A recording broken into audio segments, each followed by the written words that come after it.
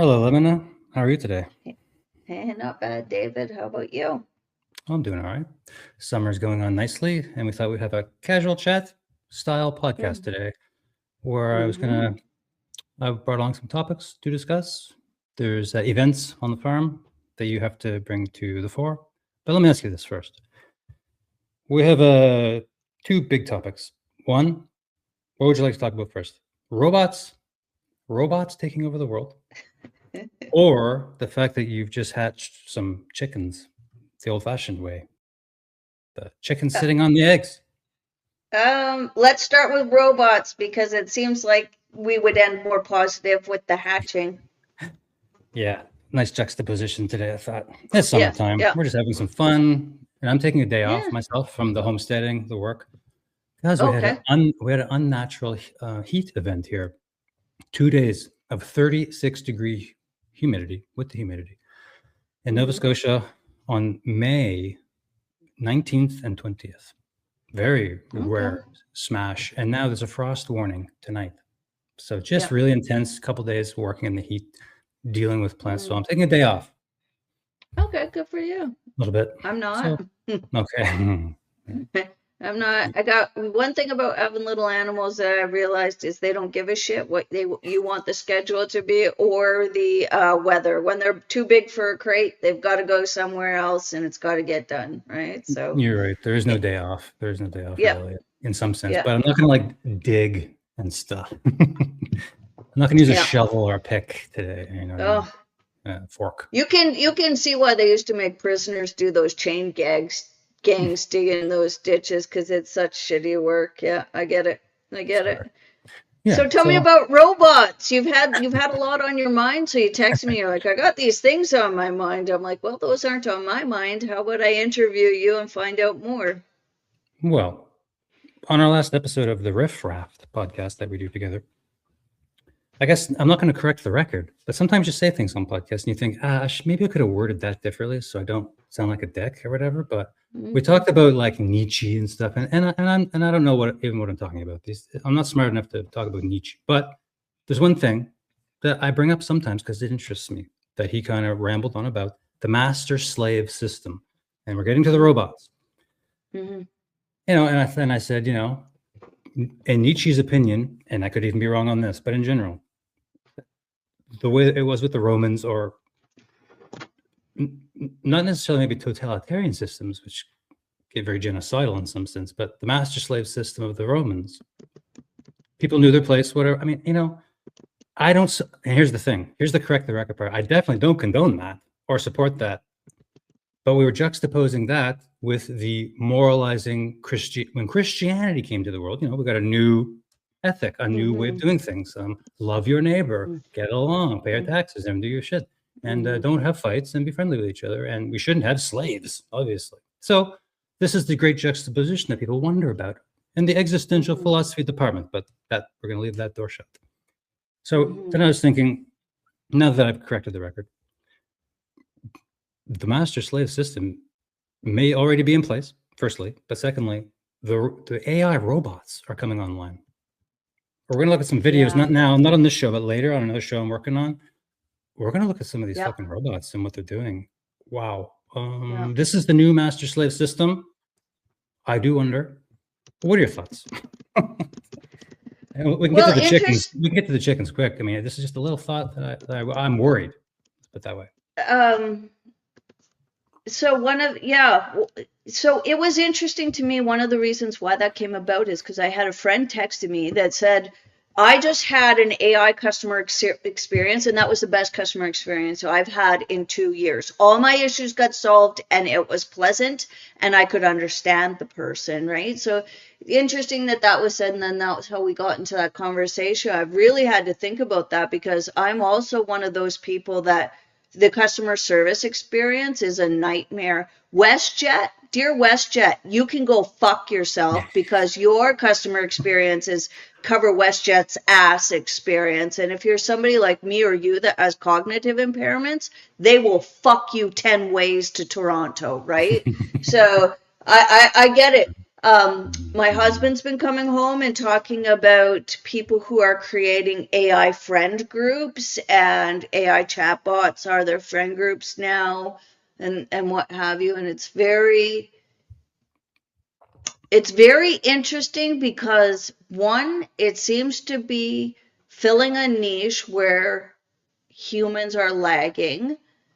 Two, it seems to be creating positive experiences because people keep going back, Mhm. right? And the one thing that I really been going through my mind that you said, and I think Harvey has said, is break the human, create the robot. Is that right? Break the human, create the Basically, robot. sure. Yeah, that's a simple way of putting it. Because every human run system is broken, from the federal political government.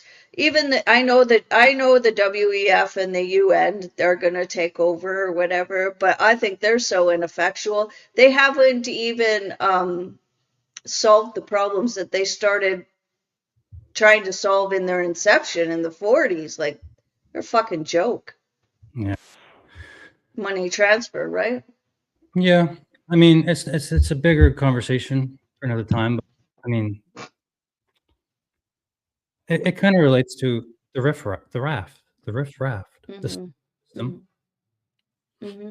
Um, man, I think that how do you not become a post-human? Because this is another part of it. Like technology changes us before Mm-hmm. it really happens in the world, and this is something Mm-hmm. profound that we'll be looking at from the philosopher Heidegger. But he had great concerns with technology and the Germany in the 1940s, of course.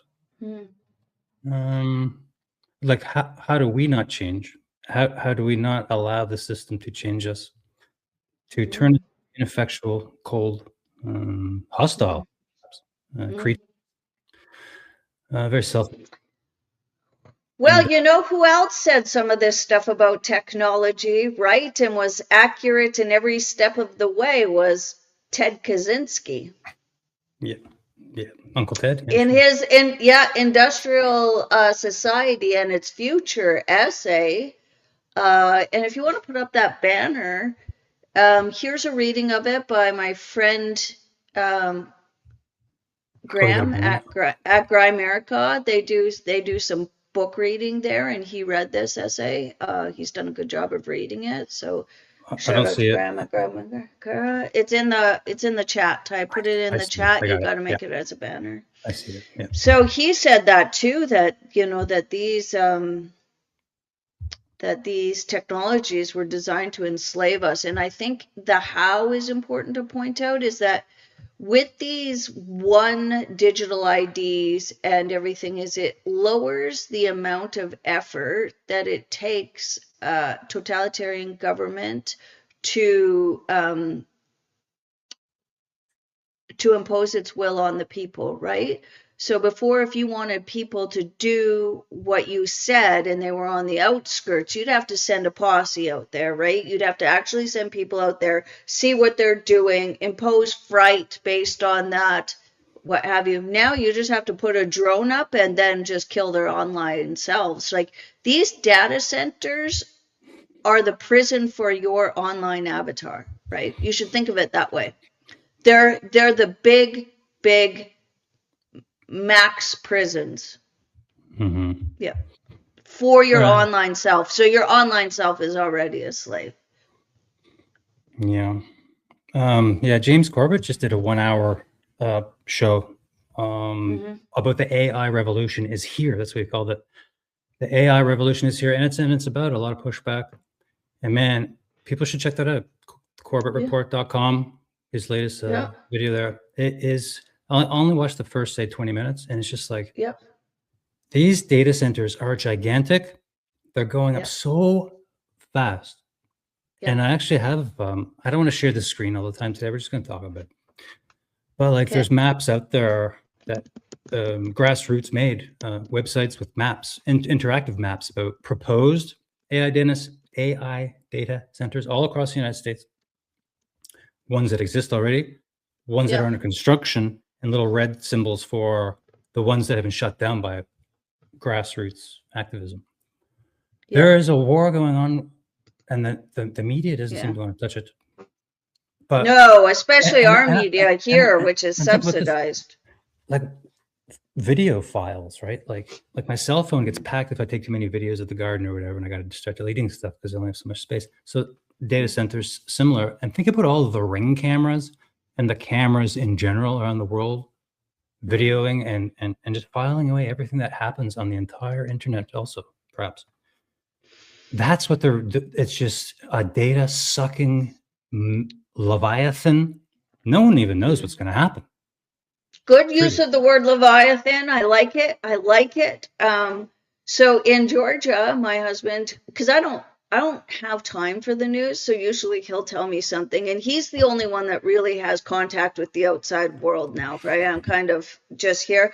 He said in Georgia, data center was caught draining without permission the municipality's water system to keep going. So finally the residents are like, all of a sudden we have no water pressure, and it's all of us. And then they found out that this data center had illegally tapped the municipal water supply.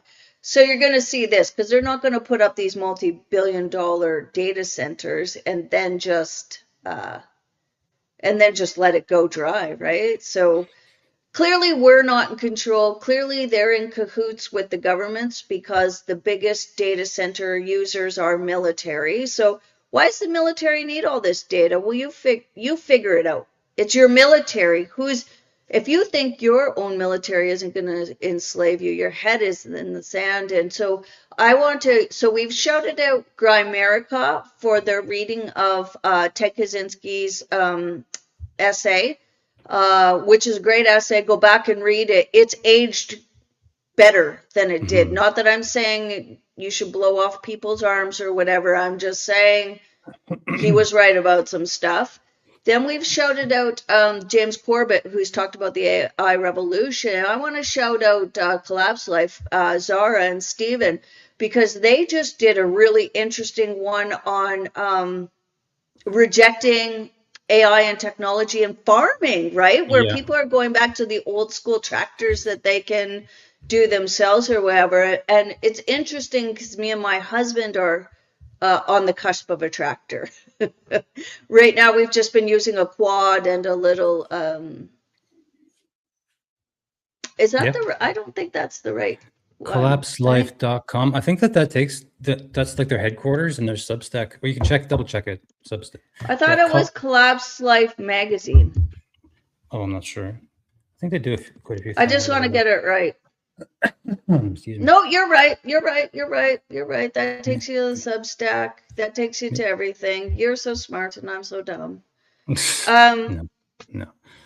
Yeah, so they did one on a resurgence of like old school farming, where you put together the information and what have you, right? Because here's what we look at in data.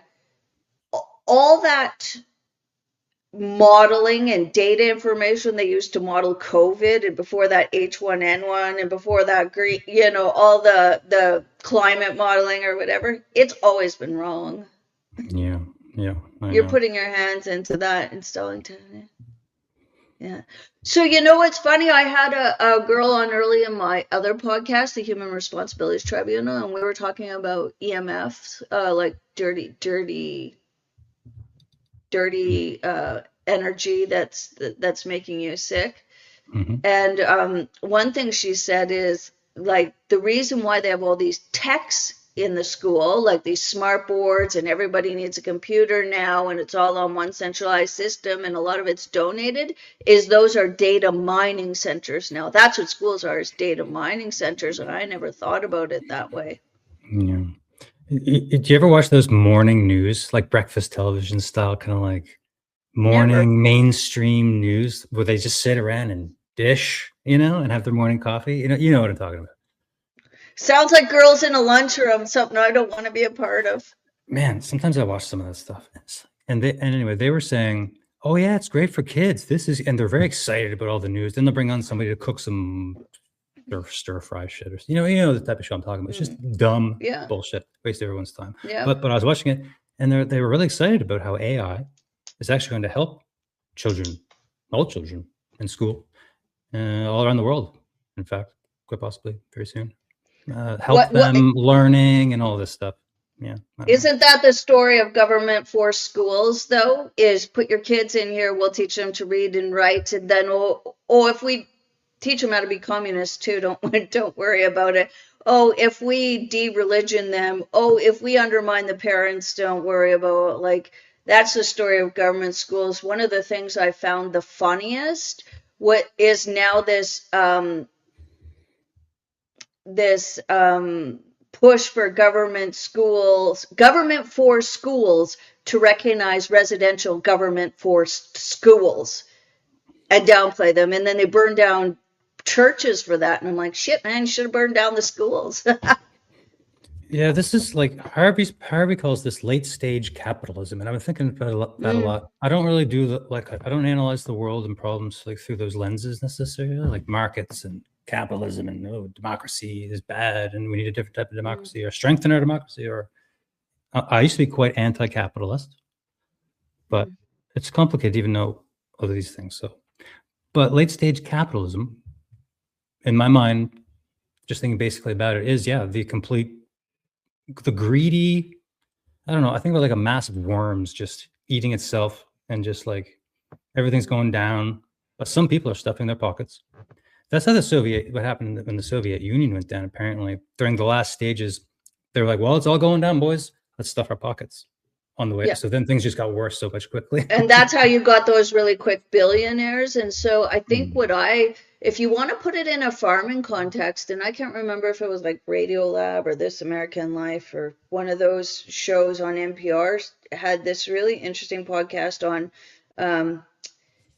almond growing in California. And it's like they cut down all these fruit trees and put in these almond trees that are sucking that aquifer dry, and they know it, but it's the most expensive crop that they can get to get the most bang out of their buck because they know it's fucking over, right? So I think that's where that's kind of where we're at. And you can say late stage capitalism, but I'm not sure we've had a true capitalist society. There's so much socialism now and wealth transfer through NGOs and social programs. I would say this might be late stage just economic system, because it seems to be that this is the actual natural cycle of human beings, of this societies ramp up, and I don't think it matters which one it is, and then they ramp up and they ramp up and they ramp up and they become overly heavy with bureaucracy and definitely rotten. And then they start transferring all of them, doesn't matter what it is. At the end, they start doing wealth transfer to a certain amount of people who then spark the next one after that society falls. And an interesting thought in that of it being an actual natural system, whatever natural means now, or a societal system or a human system, is the many Adam and Eve's hypothesis, where that cycle keeps going. Yeah, but okay, it's a boom and a bust. It's really, if you look at it, not much different than, right now we have a gopher bloom, and that gopher bloom is leading to a coyote bloom, which is leading to, X, Y, and Y. That's kind of how it goes. And to think we're outside that sort of wax and wane way of being is such bullshit. I know that humans like to do that new age. I want to live in balance. There isn't that. It's all a wax and a wane. It's all a wax and a wane. And they're trying to wax at the end, but actually the society's at the end. So they're just looking for the big wealth transfer. And I think why people are uneasy about that is maybe not, because we have a perverted view of history, but it's possible that the big question mark in this is the use of AI, right? Are we going to take ourselves right out of humanity? But I don't think so. I think even if they do and we become cybernetic, which we already are because of the supercomputers in our pocket, we just need one even small Carrington event, and it's going to kick this fucking technology back there. And anybody that's a human doing their own farming, raising their own stock, driving their own vehicle, or learning to drive a horse is going to be on top, even if they're poor. Yeah, and they won't have panic attacks straight away either. Farmers are usually quite grounded. Oh, we got a squirrel in the squirrel cam. Not to change the topic. Oh, but yep, let's get the squirrel cam up. Squirrel cam. Squirrel cam. Here goes. Oh, it's a bit of a smudgy camera. I put some seeds. I put some boards up. I put some seeds there, and I thought that squirrel's gonna come by. Mm-hmm. But we got to segue though. We got to segue out of this because it's getting too deep. I'm about to bring up Mark Andreessen, who was just on Joe Rogan yesterday. One of the most highest functioning psychopaths in the tech bro paradigm, you could say. Complete nut job. And this whole concept about the dark enlightenment, which he is a proponent of. Like a techno-feudalist state ran by basically cyborg robot gods. With and whoever doesn't go along will devolve into little goblin-like creatures who serve them. Well, let's make this transition into how do you dissent from if that's the way you think it's going, David, and you think that this techno-feudalism, and I don't think you're wrong. I think this technology that once was going to give us a way to speak to each other through podcasts and YouTubes, and I think we mentioned it last time too. Fucking Maury Povich now has his own podcast where he just talks to other rich Hollywood assholes, which has, don't watch it. Don't fucking watch it. But how do you dissent? How do you pull that cells off? And this is the inception of the riffraff. Oh yeah. My whole life is a resistance against this at this point. My whole life is a resistance. Everything I do. Resistance and dissent is thinking for yourself and doing for yourself and being able to sustain yourself. Yeah, the weird thing is, though, that. You also have to participate, though, too. Like, I'm going back to college soon, and I'm going right into the belly of the beast, and it's just like this weird mental health paradigm of like the society we live in right now is really, really intense. So intense. It's insidious. Like it becomes an actual real thing almost, because you're just like, get me out of this classroom like right now. These people are all fucked. Anyway, well, you start to see yourself as diseased, right? And the one thing about the mental health diseases that didn't used to be true is we used to go towards a model of hope and recovery. So you didn't have PTSD forever or anxiety forever. It was like an injury. And in fact, there was a time where they were going to change PTSD from disorder to injury to show that you could recover, right? And there's also, I think it's Dr. Mark Gordon, he treats it as like a physiological thing instead of an emotional thing, and he has better recovery rates than anyone on PTSD.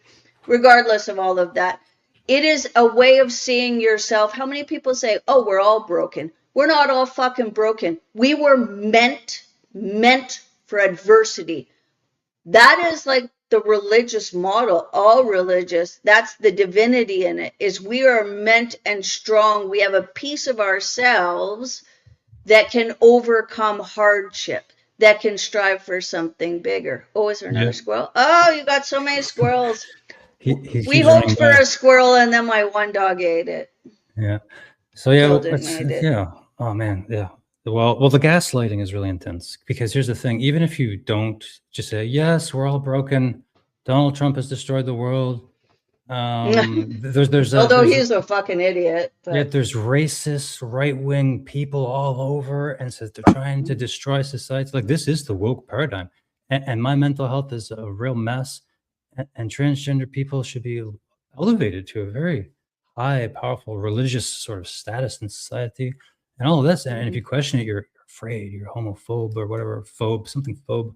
And it's just like, and if you don't believe all that stuff, and you walk through those doors, and you start to receive weekly emails about the new protests that you should go to for some such far left reason from the school, the gaslighting is really intense on all fronts. The stuff on the walls is all mental health and suicide hotlines, and they send it to you at the bottom of their emails too. And it's like, the gaslighting is, you cannot escape it. And this is what I mean by technology and changing people, because this is a technological growth, the sickness of their mind, of our society. Mm, It comes from nihilism, mm, fucking believing nothing. mm, You're going to flirt with totalitarian ideologies because that's all you got left. Fucking power trips and self-absorption. Fuck off, Canadian society. It's just like, you know what? It is sinking. So I'm concerned about, like, we are already ensnared. I use the mm, robots to check out my groceries, of course, because I have to sometimes because I'm in a fucking rush. So it's changing us, and no one's exempt.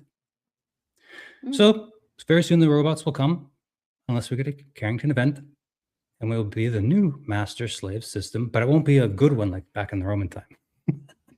But you can have, Because they're going you to can destroy have, humans. Destroy eh, humans. The Romans didn't destroy their slaves. They were valuable. It worked. And I'm not supporting that. But that's the whole robot conversation at the juicy center of the conversation. The reason why mm. I thought we could talk about it a little, toss it around. And we have done I so really, gratefully. I would really like us to do a deep dive into mental health, the system that is now and how insidious it is. But I'm going to say this, two things. You can only be gaslit if you have a connection to that person that you believe anything they say. So if you look at Right. those things and go, that's a fucking lie, and also that that's going to work for you. So if you look at it as sides, who's going to overcome? Those people aren't going to be around anymore. Anybody that believes in that and goes to that system because they view themselves as broken and diseased, and they're usually highly medicated, that'll be in withdrawal spontaneously soon, because here's what else is coming down the pipeline is all those meds are in short supply, right? God, I So hope you got so. to be careful of those people. So just let them go that way. It's almost like watching the enemy eat rotten food. Like It's imagine if rotten the food for people their who brain. imagine if the people who rounded up others and threw them in concentration camps, work prisons, and gulags across the world. I won't use the N-word or whatever, but it's like, okay, Nazis. Like, what about those people? Like, oh my God, what if they're all medicated on top of it all? How crazy Well, they they went are now. just from propaganda and the news media and what war and starvation, of course. These things led all these people to. I mean, you can go to the Holocaust Museum on the internet and look at photographs of men, women, and children having fun, kicking around Jews all up and down the streets. It's just like the normalization of fucked up behavior is happening, but it's such a slow boil. Mm, And I just wonder, like, everyone's medicated and nihilists, they believe nothing. And I'm trying to segue us maybe now into the astrology and animal totem, because, wow, what a slingshot this is going to be, but not really. They're connected. Somehow we got to transition out of this robot dystopia discussion and into I wonder reality. if there's somebody who's declared their totem and like their robot dog. Oh, that'd be interesting. AI totems. Well, I brought some stuff for us. Like, there's AI that can read your astrology now. There's AI that can do palm reading. There's AI that can do all that stuff. And I thought that's weird. Do you want I want AI to to read your horoscope? challenge. Hmm, go ahead. Sorry, I just got to do this at once. Has anybody? People Maybe I could. certainly have adopted robotic animal totems. Oh no way. Bioinspirator robots, real world emotional support robots, and Well, we got to make ecological some. control robots. We got to do a definition of the terms first. Okay. Totem, animal totem. Many don't know Okay. what this is, and I had to look it up just to refresh my mind. I mean, I kind of get the idea. I'm having one happen, so that's why we're bringing it up. I have a Okay. picture of a robin on the screen up in the corner. Mm-hmm. So let's just start at the beginning here. There's a robin following me around. He's very scraggly, looks very rough, like he's had a rough go. Like I was Yep. telling my massage therapist, I had a massage this morning, and I was like, this robin, he looks like shit. He's ugly, and don't tell him I said that. He's goofing around. But so this is very strange behavior for a robin, firstly, because I can get so close to him that I can stare him straight into the eyes, and he stares at me. Because robins are very elusive. They're scared of people. They eat meat also, unlike other birds and like blue jays do. And they'll be pulling out worms. And he hops around within 10 feet, and that's very bizarre. So I started wondering, what's going on? And I talked to him. Say, what's going on with you? You okay there? Like maybe he needs help. And I was thinking maybe this is a fucking animal totem. So I looked it up. Well, let's define the term totem first. Because you're never sure about these things. I wonder if it's an animal totem often when I see things happen. But I've never felt it. Sometimes you feel more sure than other times because here's the thing. That animal's getting my attention. Mm. So a spirit animal is a personal spiritual guide, and I'm not gonna. This is a bit woo, and I'm not into this necessarily. But we can I talk about probably it. am. Okay, Let's well we'll talk talk. about it. We'll talk about it. Let's get the definition here. So, a personal spiritual guide that chooses an individual, offering specific messages, protection, or wisdom during particular phases of life, often changing Mm. as the person's spiritual path evolves. In contrast, a totem animal is a permanent, often ancestral emblem. Okay, well, this is not a totem then. This is more of maybe a spirit animal. See, there's different categories of this whole phenomenon, you could say. Maybe one more sentence. Let's see. Animal totem is a permanent, often ancestral emblem representing a group identity, such as a family, clan, or tribe, serving as a lifelong. Okay, well, it's not that. It's personal spirit. So the scope, personal spirit animals, reflecting individual traits and immediate life lessons. Here we go. Immediate life lessons. That's Oh, where you hit mute. sorry, I muted myself. Okay. Can you hear me? Yeah. Yeah. You can? Yeah. Yeah. Oh, sorry. I think I muted you now. Well, anyway, I finished what I was reading. Do you have any thoughts? So, And yeah, now I think you're muted because I can't hear you, but I might have screwed something up. I think you screwed something up because it doesn't Hello, show me everybody. as muted. It's my fault. I got to change this microphone. I've had this happen so many times. Yeah, no, I'm going to fix it. Okay, I can hear you. Sorry. I think everyone could hear Okay. you, but I couldn't. Okay. Okay, where were we? So Oh, I you're would up. say I really like all of those definitions, and I don't know why you have to have just one, because I can see this being like an all cultural thing, and even you see religions have animal, the lion, the eagle, you can see those within religions. I think this elder that I used to know used to say this to me: stay calm, be brave, and wait for the signs. And I believe that. And I believe that it's a way for you to wake up to what's happening around you, whether it's real or perceived. If you're getting something out of that, I wonder if the logical side of me wonders if that robin has ticks on it. Mm-hmm. Oh, yeah, he That's looks the one really side. real. Yeah, he looks really rough. The pictures of Yeah. robins online are very nice, but this guy was So rough. the other thing I hope that you got your coop buckled down, that if it has a disease that can transmit to your chickens, that you're being careful, I like won't not say that he sharing looked water like source. necessarily diseased to that level of disgusting. Just like I think with real animals in the real world, sometimes they're fucking rough looking, not like on the internet. Yeah. Like everything. So I mean, hopefully he's okay. Yeah. Hopefully he's okay. Then lastly, I would think so tarot and cards and totems and prophetic animal observances or what have you, I think they're super important because they can expand your mind to think outside by just thinking, what is that animal trying to say to me? Is this a sign? Is this a life lesson? I think there's value in that. My problem with the animal totems in astrology, because I do believe in astrology, but not the way it's presented. If the moon can move whole oceans, and then that's dictated by where that moon is within the rest of the galaxy on whether it's high or low. If you don't think that a planet can move something in you, like for us, a woman's period used to be called the moon time because the moon would dictate our bleed and our fertility, right? So it did. We had some correlation, and I gotta also say I worked in mental health long enough to know that people are fucking crazy on the full moon, especially if they got a lot of parasites in them. So, and that's the best time to kill parasites if anybody's doing a parasite cleanse on full moon. Okay, so there is that, but now we're so disconnected from the animal spirit and the natural world and so plugged in. A machine can't tell you what your totem is because they're always going to pick something that keeps you coming back. So it's funny to me that people are like, I'm the bear, I'm the eagle. I'm like, you're a fucking narcissist. That's your totem, narcissism.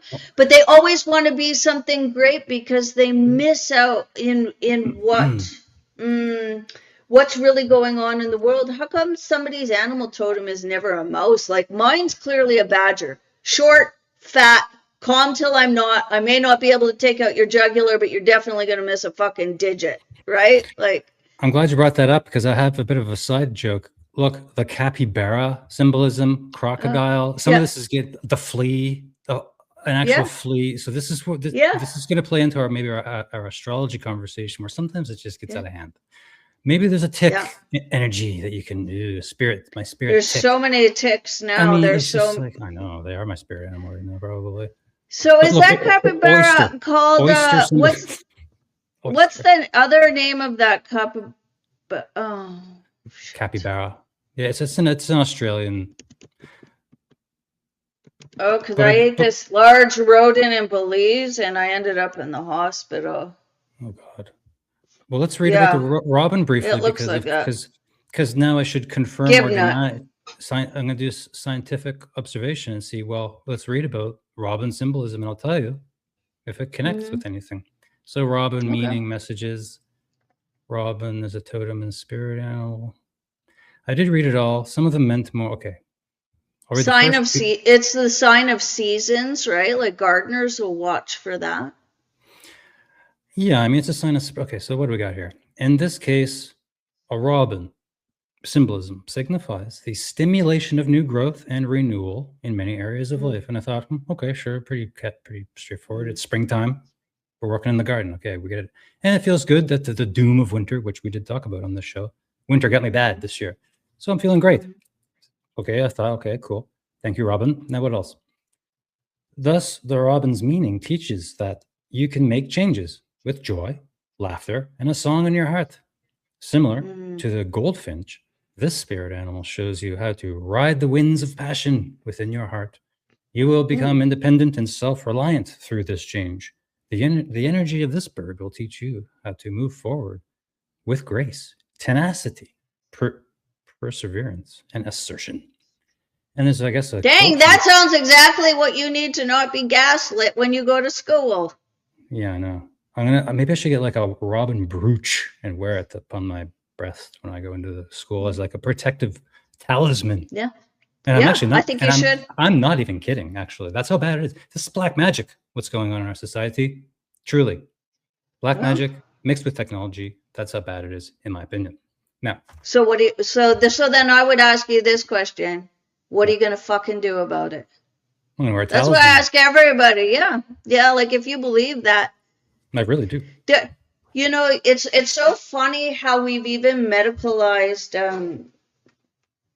placebos and things as though they're negative. If something you wear, or if you think a Tic Tac's going to make you better, or if you think that having a ritual is going to make you better, and it does, why would they undermine that, right? Now, if you believe in magic, it's tenfold, so why not? Yeah. Well, most of the people who are destroying society within the education system and so forth, and every system, they're just post-human adepts, probably more so. They're not the magicians. They're the puppets, if you like. The automatons, the post-humans, the pre-robot class. The pre-robot class. And I'm going to say to you this. Gaslighting only works if on that other side you doubt yourself and you keep going back, right? Like the term gaslighting comes from a movie where the guy she turning on the lights and making her feel crazy, and then she self-doubted herself. It never works for me because I don't doubt myself in that way. Like I believe in myself, and people should start believing in themselves, right? Like when I go in and I see a big flag or some sort of bullshit, I just walk back out or try and give them something to think about. Like the other day I said, wow, you have that huge flag in here. So before you had that flag, did you quiz all the customers of what genitals they had and who they fucked? No. So You're just misusing that group, that minority group, for marketing for yourself. Fuck off. Yeah, and they have to grade people on their papers and in their homework. In like, are they copacetic to these things? Like, and once even a teacher even said, like, they always put us in little groups to do little things, run little scenarios and stuff, and I'm in healthcare. And one time the teacher even pointed directly at me and our little group of 3 and said, "You guys do this one." And she handed it, and it was like a transgender elderly person in an elderly home, and their son hated the fact that this transgender old lady used to go into her lover's room, who's also a woman, and the son really hated it. This is a hypothetical scenario specifically given to me, and they wanted me to discuss it with my group and then present to the class. So you got to really walk a tightrope and be very careful not to say, I think this is all bullshit, and why is this in my fucking course material? This is not going to help me in my job to pontificate on these far left, like, anti-human ideologies. Yeah, and I really feel for you, because I've also been in that field where, like I said, I've gone from protesting and getting my ass kicked for equal rights for lots of people to not being allowed on that side of the road because transgender people are over there, which it makes no sense to me. But here's where I get to in my practice currently, and always my practice, and you can never fail with this, because their failures is so they want you in that scenario to treat the stereotype. To treat the stereotype of what you think a trans person is, what you think a transphobic person is. And when I get into those scenarios with people, my answer would always be, I treat individuals and serve them on the basis of their value system. And I can make no assessment without sitting with those individuals and finding out what their wants, needs, and service needs are. Therefore, I cannot comment. Yeah, otherwise, I would be treating a stereotype, right? Well, I'll tell you how I thought in that moment. I thought, I don't give a shit. I'm there to help Granny get out of bed in the morning, brush her teeth, feed her some breakfast, and hang out a little bit. Be her friend. I don't give a fuck what this hypothetical son thinks about anything. Get him out of here. There's the door. Fuck off, dude. We don't need your attitude in here, okay? Fine. Can we move on now? No. You have to make sure you express how wrong he is. It's just like, fuck off, everybody. No. This is bullshit. This is not healthcare. This is fucking ideology, indoctrination. And that might be their family dynamic, to actually have that sort of grinding on each other. Who the fuck are you to interfere? They're allowed to have those conversations. How do you know that that person didn't become that way because of dementia and they've lost sight of themselves, and that son knows it? You know, this is how you break families, right? And we saw this with the, particularly like in the 60s and 70s, like Latino immigration, where father handled the outside world and mother was dominant once you got in the house, and we didn't understand that. And in trying to help, we broke so many fucking families, right? Like. Yep. Yeah, my family's kind of fucked up, broken.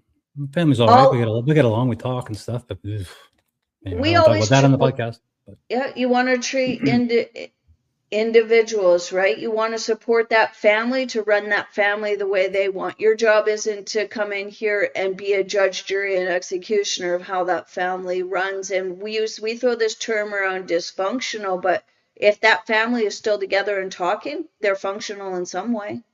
Yeah. Right. Yeah. Okay, we talked about the robot slave system. We talked about the totem a bit, I think we've exhausted it. I think we get it. I think we understand. So here's the thing in the world. Right. All right. Let's talk about your chicken. Yeah, life keeps going on, so we can't lose sight of that. Okay, so I just gotta tell you, this is the latest ever in my year. All my plants are still sitting there waiting to be planted because we're still having hard frost here.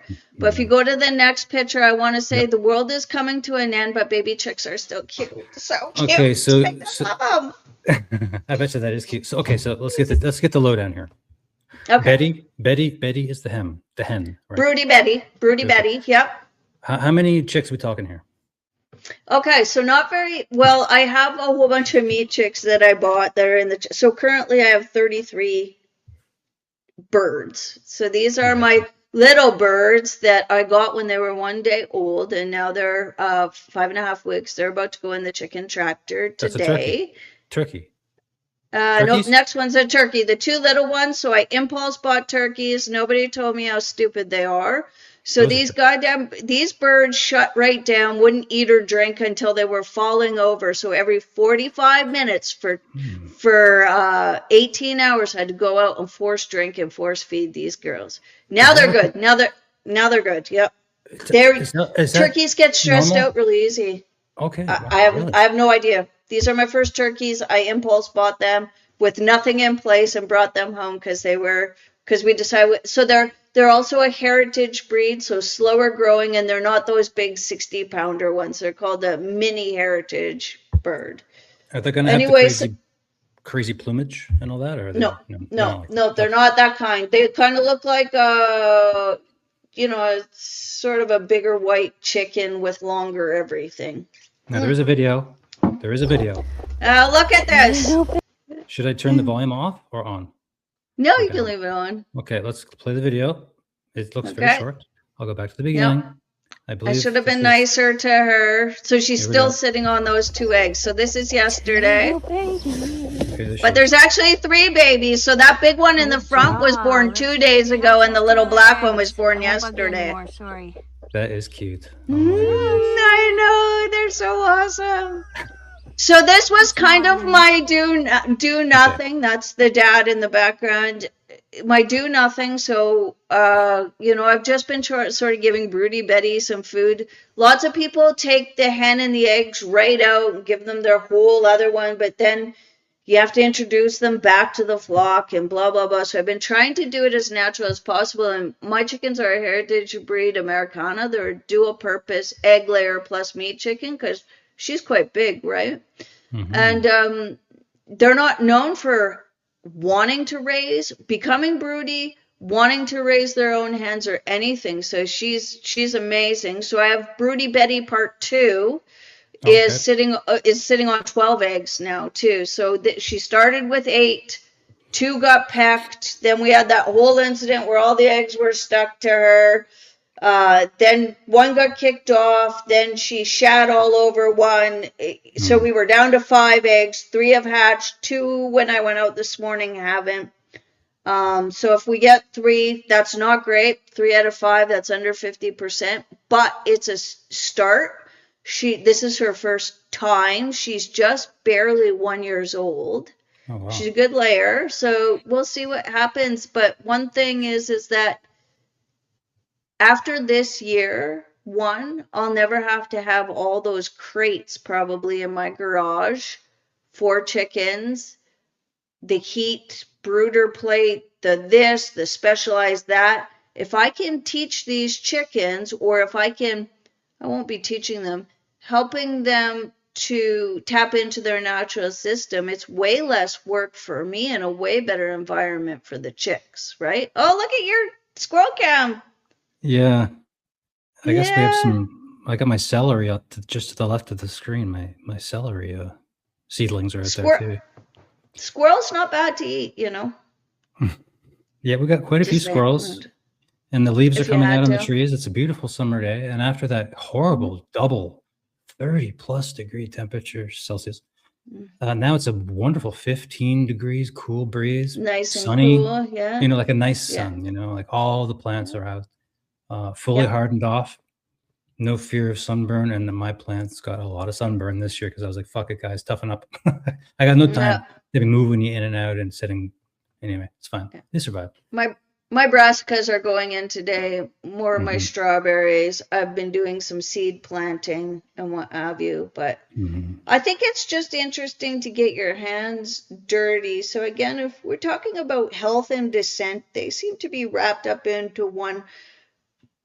For a certain group of people that just your way of life of not being told what to do is an act of rebellion in and of itself, that you can't control me. And the more you can do for yourself, the harder you make it to use technology to enslave you. Plus, the more you're dirty, the better your biome is in every way. And man, I don't know who's trusting the food at the grocery store anymore. Oh yeah, that was another. We had some Period. side topics if we had the extra time. Oh, Mhm. we had a little extra time, I guess. I'm not in a big rush. My dog is tied up outside, and it's been an hour, and she's been neglected all day because I've been in town. And I'm going to take her for a very long walk because I'm taking my car to the mechanic who just fixed the car, but it's not fixed. And he's in my neighborhood, so we have our own mechanic. Speaking of local stuff, so then I'll walk about 2 kilometers home with the dog. Then she'll sleep the rest of the day, and I'm gonna go plant some plants in the ground today. The beds are all ready, but it was too hot to put them in. So yeah, that's my day. Beautiful day for it, and I'm very excited. And just as the Robin suggests, I'm gonna have a song in my heart. And fuck the New World Order. I love the Robin. I love the Robin song. Man, I'm I loving do. robins right now. I never appreciated them as much as this. We have this new bird called a dark-eyed junco, Junkco, in our yard. Man, Really they're nice. so pretty too. Like I feel so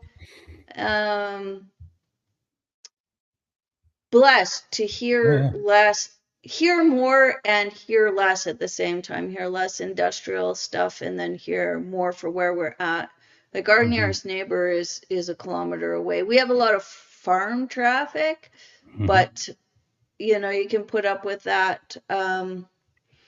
Yeah, the But other side you of know, this lake. I really like that you're taking on this Robin just as a course of thought, right? Just as a course of what could it be telling me? What can I learn from this animal? Is it trying to say something? Is the active use of your brain? Yeah, well, I've had dreams and stuff that have also been like that. Not about animals necessarily, but I'm not going to get into them now. But oh my goodness, sometimes you have dreams and you're like, whoa, my mind is cleared of this burden. And you don't, whatever. That's how these things happen, or whatever. Mystical, strange things can happen in many ways, but you got to be attentive. And I think that people need to leave social media immediately. It is a detriment to the planet to put your mind in that fucking machine. Now that I've taken the time off, I mean, I don't know what you're going to do when you get off social media. Get over the hump. Take up smoking. I don't know. Do something to deal with it. It's a fucking sick, disgusting addiction that is destroying the world as each person gets sucked in and becomes a nihilistic black hole of fucking nothingness. And so my squirrel cam is an homage to doing that, exactly the opposite, which is the new resistance. Get off of the computers. It's like in that James Corbett thing, he talked about Ludditism a lot. The old revolution against the printing presses and going just deeper into that and thinking like we need a neo-Luddite kind of attitude. Machines are bad. Straightforward. Have you heard The Auguries of Innocence by William Blake? Song? As you're talking and thinking, no, it's a poem. It's an old poem and talking about the Luddites in the old time. Maybe we could finish off with this. To see a world in a grain of sand and a heaven in a wildflower, hold infinity in the palm of your hand and eternity in an hour. A robin redbreast in a cage puts all heaven in a rage. A dove house filled with doves and pigeons shudders hell their all its regions. Poems. Sometimes got to read them 2-3 times. You know, because they're jam packed. Eh? They're jam packed. And my mind works so slowly. That's what I like haikus because they're short. The snow falls. My bowl is empty. I feel good. I mean, or I don't know what. I like the robin redbreast in a cage. Right? Like I've always, feels like having all in a rage or however that went. I'll put it up in the live chat there. That's a good visual or a metaphor, I guess, because like those the robins, they're so elusive. They stay very far from you. They won't come near you. They'll stay 100 feet away from you, and you take one step towards them, and they see you, and they take one step back. This thing's 10 feet away, running around. I'm like, what's up with you? Do you want to be my friend?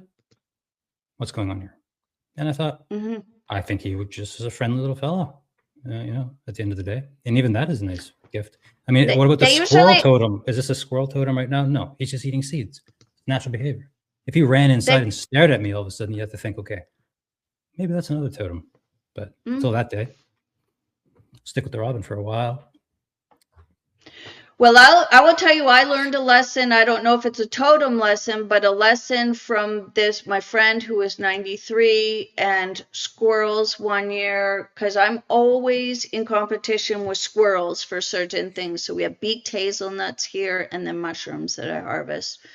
And I was walking with this lady where I learned a lot from her. She had been on her land since the 50s as farmers with her and her husband. And I was like, oh, those fucking squirrels, man. I'm sick of them taking my hazelnuts and my mushrooms. And she's like, those squirrels aren't stupid. Look up. And I look up, and I'll get you to do this too, is they'll take those mushrooms and they'll put them between two forks in the trees and dry them. No way.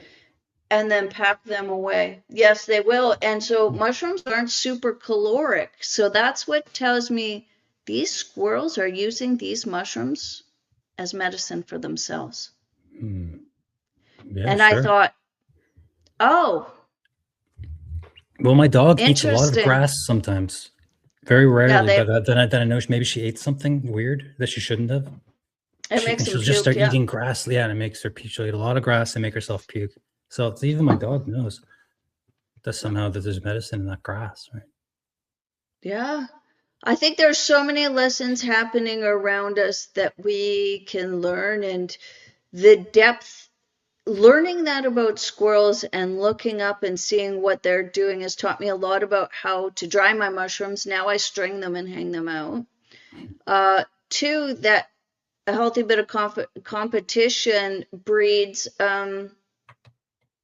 both compassion and also some sort of reverence for those squirrels I didn't have. I no longer think they're stupid, right? No. Yeah. And a deeper understanding. So now I watch which ones they're actually harvesting and what they're putting where and what have you, right? So it's interesting. Do you have to think of something as magical as a totem? Because that idea of totem has really been co-opted. You see that in Banff, and it's written on a rock, and then you can get your special totem from your, fake shaman or whatever, or your real shaman. I don't know, but the flaky shamans.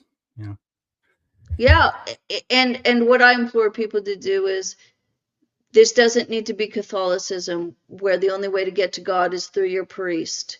You have a relationship with the earth and the natural world around it. And if you want to be part of it, then be part of it.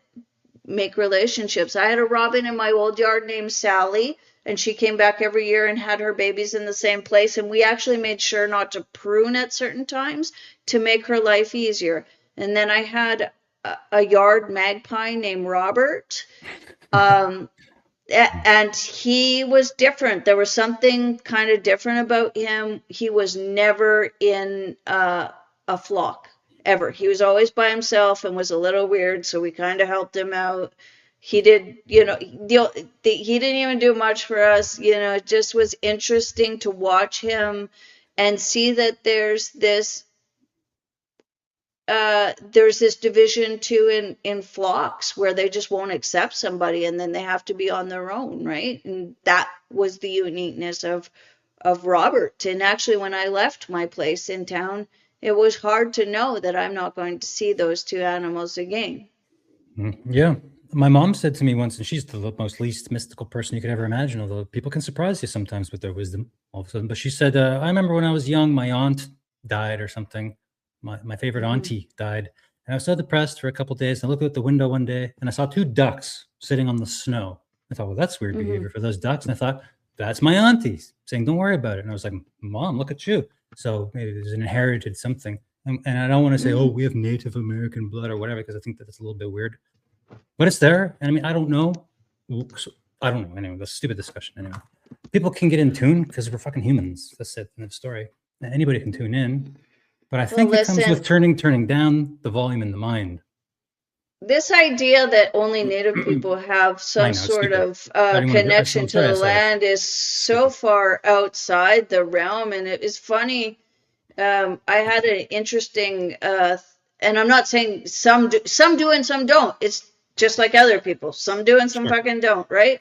But I was at a market where I sell my tallow, and I grow or wild harvest most of the botanicals in my tallow too. And you know, this Native guy comes up, and of course he's like, do you have anything with sage in it? Because, you know, clearly that was the only medicinal plant, you know, for this or for that. And I'm like, no, but I got this nice evergreen one, and it's got these other plants, whatever. So anyway, he left, he bought it, he left. And then somebody comes back, and I'm like, yeah, I'm looking for a good place to get, you know, this plant I was looking for. Usually I liberate them, and then I bring them back, and I grow wild plants around me and sort of cultivate them. The guy, and it was such a stereotype. The guy said, oh, you should have asked that Native guy while he's here. And I said to him, are you fucking kidding me?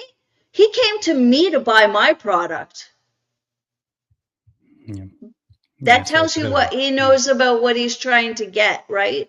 And what he understood about it. So you just assume because he was some brown guy that he knows about, you know, plants and plant medicine, but he's coming to me like, what a weird stereotype. And even if it's positive, it's a stereotype, right? And I think people need to be thinking more, and then we come back to how you practice as a person in the human services and how you are in the world. Is if you are going to meet people as though they're a stereotype that may or may not be true, you're going to have no relationship with them. If every robin you see is just a robin that sings nicely and you spend no time or patience with them, then they're just a bird in the sky, right? If you meet every Native American making assumptions about how they are in the world, you'll never see that person. Yep. Someone said to me once, it's like the world is alive, not dead. And you got to kind of see that, or try to see that and feel that. And I guess, you know, another hokey metaphor is that the natural world is the only place you can learn that. You got to go somehow out there, sit down in the forest. I don't know what you're going to do. The ocean doesn't do it for me. I got to be out in the forest with lots of little things flying around, lots of different noises, different plants, and you know, for me, that's like, you can kind of like tune in there a little. But the black flies are so bad that I just want to be not out there right now.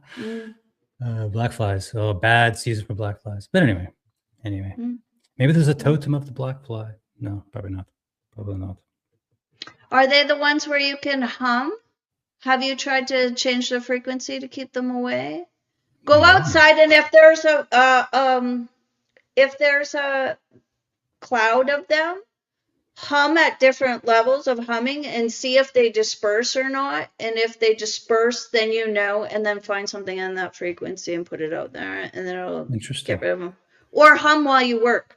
People didn't just hum while they work just for no reason too. Like, you can move things on depending on the frequency. Try it.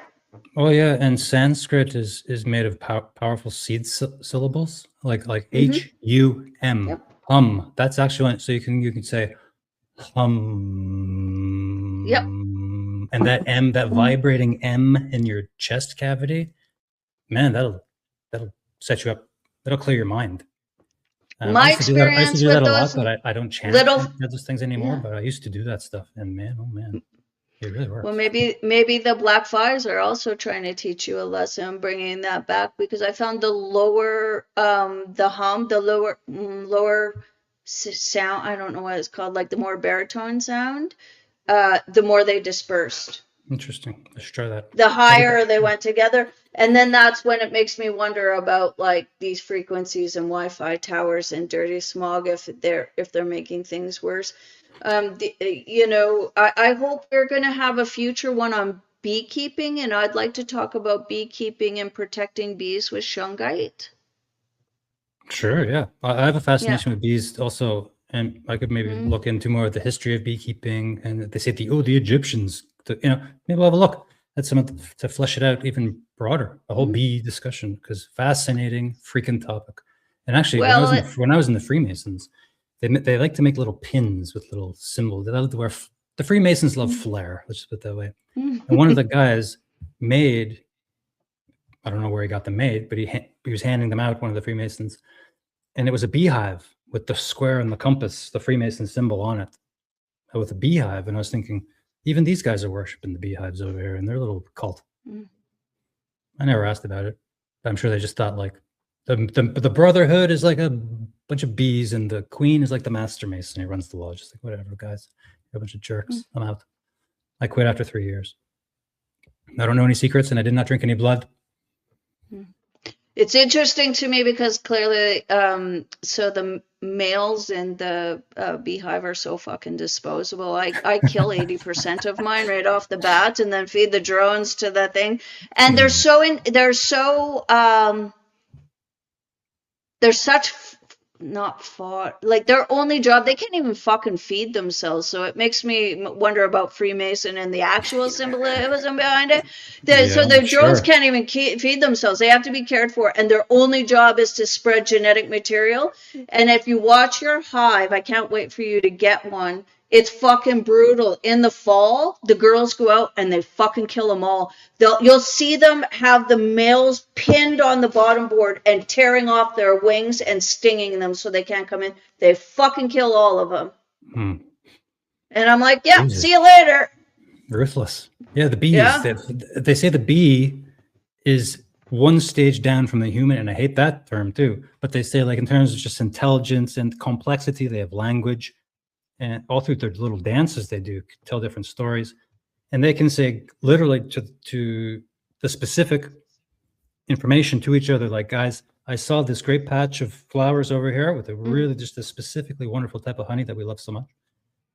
Head over there, take a left at the lake, go straight through this pine tree patch, go half a kilometer that way, and then you'll find it. They can tell each other these very complex things and go get that stuff. So I found that interesting too. We researched bees a little we were going to start a business many years ago in Newfoundland, renting out beehives to farmers. We would deliver the hive and they would pollinate their fields, put them back on the truck and take them home, but we didn't do it. But we did the research, and I read a lot about bees. So yes, I think we should have a conversation about it. Yeah. Actually, I'm really impressed with my hive this year after years of not being very successful about overwintering, and I only have the one.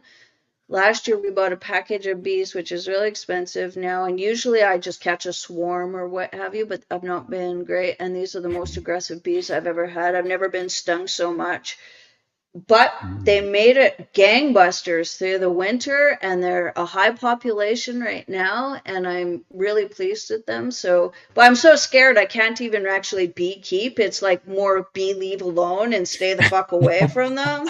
Yeah, I know. So they're doing on their own, and maybe that might be an interesting thing. I do want to remind people, with all the marketing going on around honeybees, is that it is just for that business you were going to say, is it's monocropping bees so they can monocrop our monocrops. And actually, honeybees aren't indigenous to North America. They were introduced here in the 1600s and 1700s. So I just want to say that it's interesting to me, the relationship we have with nature about what's considered indigenous, what's considered invasive, and it's like in vogue shit, like a lot, and self-serving stuff. Not that I don't love my bees, but we were also used to do bumblebee rescues, which don't produce honey, right? Just to have them, and honoring your native bees and your native pollinators.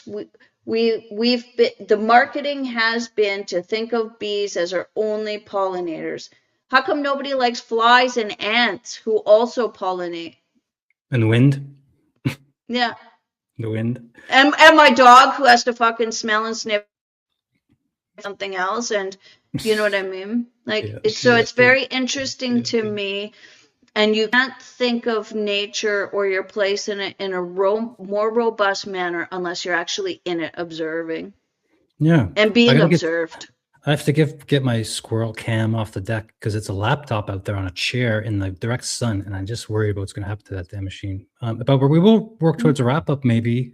I think we had a good chat. Okay, let's just leave it with my little cutie picture of my favorite little baby in my Which cute? hand. Okay, oh, this one here with the In glove. the so I just would like to leave it with this. Yep. Oh, so cute. They're trying to enslave us with technology. Yep, Ted Kaczynski was right, and they put him in jail, and a whole bunch of other things that we came. But man, baby chicks are still fucking cute.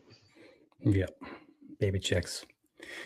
The circle of life. Yeah. Okay. Wow. We did it. The robot dystopia shall be destroyed. It will not happen if we just go back to the land for real. And I'm serious with social media. I'm going to become a proponent of not using social media. Sure, we're doing a podcast. I get it. I mean, but I'm not scrolling around reading other people's fucking stupid bullshit propaganda, algorithmic manipulation, and whatever. And people getting shot in the head all of a sudden while you're scrolling. It's like, guys, how is it? How is this scrolling so detrimental to my mind? It just makes me sick. How is it not affecting anyone else this way? I think the scrolling's hypnotic. And the first thing that people can do is just take all the apps off your phone. Yes, don't take your phone to the bathroom. There's a whole bunch of little things you can do to make your life better and easier and disconnect. And that's what this is about. That's it. Yeah. I'm never going to get a ding, and it's always on silent. But I see I have an email. Yeah. Check that when I'm ready. It's not going 3 new messages on your latest bullshit that you've been talking about. Robots taking over the world. Yeah. Sure, whatever. Yeah. Okay, my friend. We gotta wrap it up. We gotta wrap it up. Yeah. I got chickens to move to a chicken tractor. I'm so thankful for this this talk today. It's something, that I didn't really think about how much it was on my heart and mind until you brought it up. Is this real? What's this connection? How can we view the world? How can it help us think in different ways? And nature does all that naturally. So thanks for bringing it to the forefront. Nature David. will nourish really you. Like it. It will fucking nourish you. It will nourish you, and it will give, and your shit will change. You're not going to be nourished by the social media anymore, which is actually a drain on you. But you believe is something nourishing you somehow. Your mind with information is not. It's poisoning your mind. Somehow the transition from the suck of the social media into the suck of you into nature. Because here's the thing: nature will draw you in, just like the machines do. This is where the magic comes in. But when nature draws you, when nature draws you in, I just want to say one more thing. There is something called nature restoration therapy, where people have really acknowledged that the natural forms of nature do something soothing to your mind, rather than ramp it up and make it be hypnotic, or almost shut it down and put it in a sedative slate like the scrolling does and the screen does, that make you think it's every day is midsummer with the blue light. There's something soothing about the natural world. And, from David and I, let's just say this: go check it out. Spend 5 minutes. What's it going to do? Yeah, what's it going to do to you? Yeah, go outside, sit down, and just listen to the wind blow. And if there's traffic, so what? Listen to the traffic. But use your ears and your ears and all that stuff, your eyes. Okay. And I got a tip for you before we go. Completely unrelated, but this is the final thing. Salt therapy for people's. There's someone in your life who has like lung problems, and maybe you know this already. But when I was at the massage therapist day, they had a pamphlet. They have a new service, Salt Room, and I was like, a salt room? You go into a room and breathe salt, and it's good for respiratory problems with humans. So my husband is already doing a high saline nebulizing because he has the TB. We'll just call it TB. That's not contagious for the purpose of this. But yeah. So can you stay on after we click off the live stream, so we can just have a friendly visit? And you will. Thanks everybody for joining us. Build your own life raft. Get off social media, people, like right now. Okay, bye-bye. Bye.